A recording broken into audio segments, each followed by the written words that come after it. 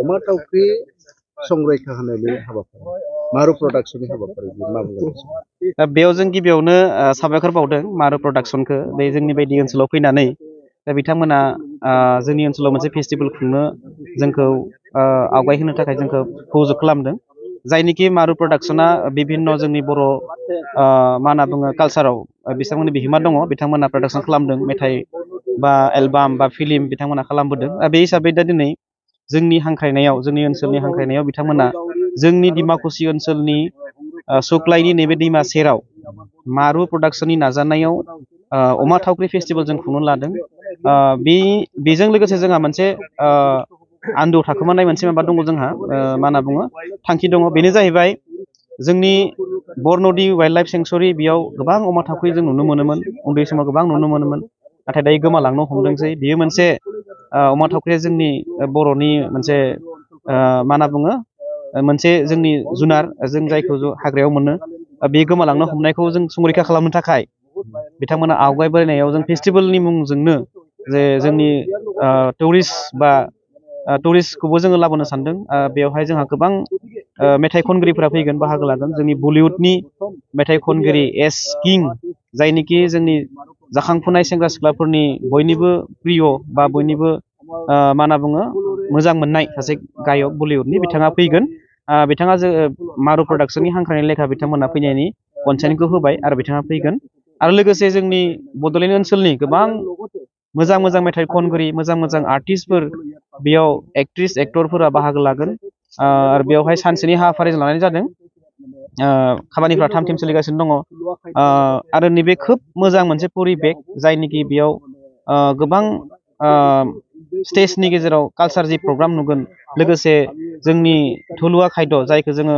जोंनि ओनसोलनि जानाय गुबुन गुबुन जाथि जनगोष्ठीनि नेपालि आदिबासि बर' गार' राभा जेसेबांखिनि दङ जोंनि ओनसोलाव बिथांमोननि जानाय खायद'फोरखौ जोङो बेयाव मोननो हागोन जानो हागोन आरो लोगोसे गोजोननायखौ लानो हागोन बेखायनो आङो खावलायदों रायजो नोंथांमोनखौ बे जोंनि ओनसोलाव फैबाय थानाय डिसेम्बर मान्थनि 23 तारिखे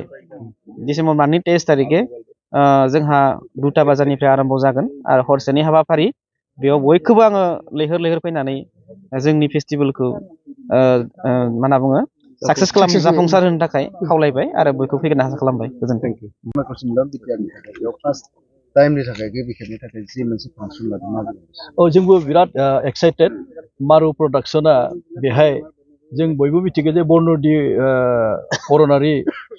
संरैखाथिलियाव अमा थावख्रिनि बासा बा अमा थावख्रिनि जायगा बियो अमा थावख्रिखौ लानानै बे बरनदि वाइल्ड लाइफ सेंक्सुरिखौ डिक्लेयार होदों बे अमा थावख्रि जायगा होननानै बुंदों बबेखिनियाव बे आसलते बे जोंनिनो सेरावनो दङ डिमाकुसि सुक्लायनिफ्राय साहा थांना राजाघर ओनसोलाव दङ बियो हाग्रा भुटानजों नांजाबफानाय मोनसे हाग्रा ओनसोल बेखौ अमा थावख्रिनि थाखायनो मोनसे वाइल्ड लाइफ सेंक्सुरि 1986 आव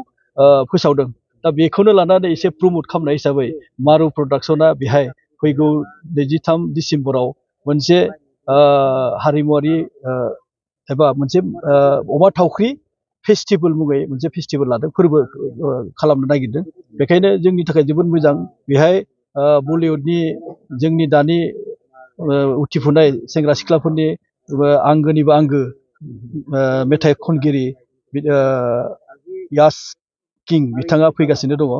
बेहाय रोजाबनो थाखाय आरो बेजों लोगोसे सानसे हाबाफारि बेखालि जागोन बे हाबाफारियाव लकेल एबा ओनसोलनि मेथाइ खनगिरि मारु प्रडाक्शननि आन्दाराव थानाय मेथाइ खनगिरि बिथांमोना बेहाय खनफैगोन आरो बेजों लोगोसे बेहाय जानाय बायदिसिना गला बेहाय थागोन बेखायनो बे मोनसे जोंनि थाखाय फोरबो बायदि सानसेयारि हाबाफारि देग्लाय लादों मारु प्रडाक्शना आरो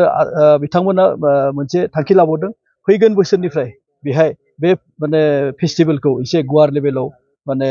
फालिनो नागिरदों एसे प्रमट खालामनो नागिरदों टुरिस्ट लोगोसे ओनसोलाव दखान एबा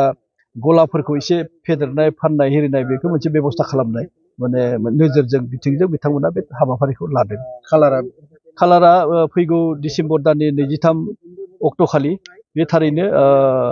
समबार जायो बे थारैनो जोंनि थाखाय गोग्गाथाव आरो बारा सम गैला बेखौ रंजानो बयबो बेयाव इन्जय खालामनो फै नायफैनो फै मानो होनब्ला मोनसे सानसेनि हाबाफारिया बारा जोंनि थाखाय मोनसे खोब गोग्गाथाव रंजाथाव जागोन बेखायनो बयबो लोब लोब फैनानै बे हाबाफारियाव जाहाथे इन्जय खालामफैयो जोंजों आं बेखौ खावलायबाय 23 डिसेम्बराव 2024 सनरे ইয়াত এটা অমা থাউক্ৰী ফেষ্টিভেল বুলি এটা উদযাপন কৰিব গৈ আছে মানে নলগাহৰিটো নহয় হয় হয় হয় অমা থাউক্ৰী মানে নলগাহৰি পিকপি হওক তো আমি সকলোৱে জানে এই নলগাহৰি আমাৰ বৰনদী ৱাইল্ড লাইফ চেংচুৰীত পোৱা যায় আৰু সেই নলগাহৰিৰ কাৰণে আমাৰ বৰনদী ৱাইল্ড লাইফ চেংচুৰীখন 1986ত ঘোষণা কৰিছিলে চৰকাৰে গতিকে এইটো প্ৰমোট কৰাৰ লগতে অঞ্চলত যিহেতু বহুত মানে টুৰিষ্ট ডেভেলপ কৰাৰ স্কোপ আছে গতিকে মাৰু প্ৰডাকশ্যন এটা মানে হাতত লৈছে ইয়াত প্ৰথম অহা 23 তাৰিখত ইয়াতে এটা কালচাৰেল লগতে বিভিন্ন ধৰণৰ বিপণী দোকান কিবা থাকিব আমাৰ বলিউডৰ সকলোৰে উঠি অহা ল'ৰা ছোৱালীৰ হাৰ্ট থ্ৰোপ ইয়াছ কিং আহিব গতিকে তেখেতৰ নাইট এটা ইয়াত হ'ব এই কালচাৰেল নাইটটো উপভোগ কৰিবৰ কাৰণে সকলোৱে আহক আৰু এই তেখেতৰ আগে মানে বিভিন্ন স্থানীয় শিল্পীসকলে মাৰু প্ৰডাকশ্যনৰ অন্তৰ্গত থকা বিভিন্ন শিল্পীসকলে ইয়াত মানে পাৰফৰ্ম কৰিব গতিকে এটা সুন্দৰ এনজয় কৰাৰ কাৰণে এটা স্থান হ'ব এইটো গতিকে সকলোকে দলে বলে আহি এই প্ৰগ্ৰামত আহক এক্সাইটেড এটা যি মানে হৈ আছে 23 তাৰিখৰ কাৰণে গতিকে সকলোৱে ইয়াত দলে বলে আহক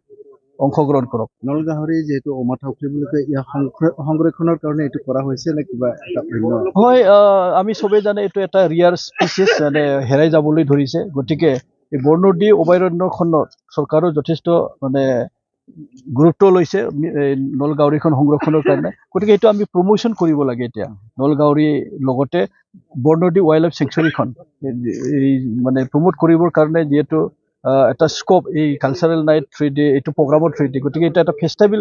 মানে ধৰণেৰে আমি লৈ যাব বিচাৰিছোঁ যেনে আপুনি জানে জিৰ' ফেষ্টিভেল হৰ্ণবিল হয় না ফেলকন তেনেকুৱা মানে বহুত ধুনীয়াকৈ তেনেকৈ আয়োজন কৰি যেনেকৈ ফেষ্টিভেল প্ৰমোট কৰি আছে আমিও মাৰু প্ৰডাকশ্যনে যিটো চিন্তা কৰিছে সেইটো খুব আদৰণীয় আৰু সেইটো যাতে সফল হয় সেইটো আমি এই ডিমাকুছিবাসী তথা শুক্লাই অঞ্চলৰ বাসী হৈ মই ধন্যবাদ জ্ঞাপন কৰিছোঁ আৰু আশা কৰিছোঁ সকলোৱে দলে বলে আহি ইয়াত মানে উপভোগ কৰিব এই ফেষ্টিভেলখন মাৰু প্ৰডাকশ্যনে ইয়াৰ উপৰি আগতে ক'ৰবাত এনেকুৱা ফেষ্টিভেল নাই এইটো তেওঁলোকৰ প্ৰথম পদক্ষেপ মাৰু প্ৰডাকশ্যনে তেওঁলোকে ফিল্ম বা এলবাম মানে প্ৰডাকশ্যন কৰিছে কিন্তু এইবাৰ তেওঁলোকৰ নিজৰো প্ৰডাকশ্যন প্ৰমোট কৰাৰ লগতে এই টুৰিষ্ট